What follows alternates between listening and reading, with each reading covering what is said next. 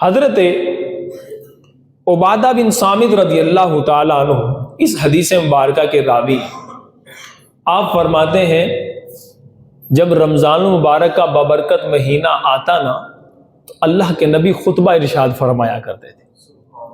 تو ابھی کچھ ہی دنوں کا ہو سکتا ہے اتوار کا روزہ ہو پہلا، تو جب رمضان المبارک آنے والا ہوتا تو اللہ کے نبی خطبہ ارشاد فرمایا کرتے۔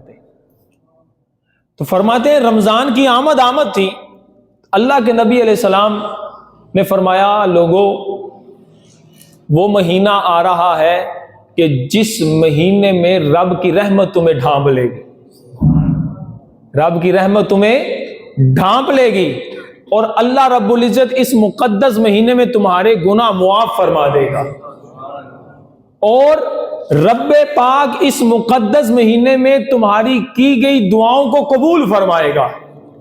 لیکن آگے جو جملہ ارشاد فرمایا وہ سننے والا ہے۔ آقا علیہ الصلوۃ والسلام نے فرمایا لیکن بدبخت ہے وہ شخص جو مہینہ رمضان پائے، اس مقدس مہینے کو پائے، پھر بھی رحمت الہی اکٹھی نہ کر سکے۔ اور حال ہمارا یہی ہے۔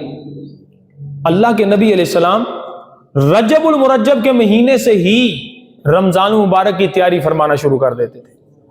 آپ دعا فرماتے تھے اللہم بارک لنا فی رجب و شعبان و بلغنا رمضان، کہ یعنی رجب المرجب کے مہینے سے ہی اللہ کے نبی علیہ السلام کے بارے میں ہم اپنے بارے میں غور کریں تو ہمارا حال، ہمارا ماضی، ہمارا فیوچر ہمارے سامنے۔ ہم تو نیتیں کر کر نیتیں توڑتے ہیں، ہم ارادے بنا کر ارادوں کو پست کر دیتے ہیں، جن کی بدولت رب کعبہ نے اگلے اور پچھلوں کے گناہوں کو بخش دیا ہے، لیکن وہ اس قدر عبادت الہی بجا لا رہے ہیں۔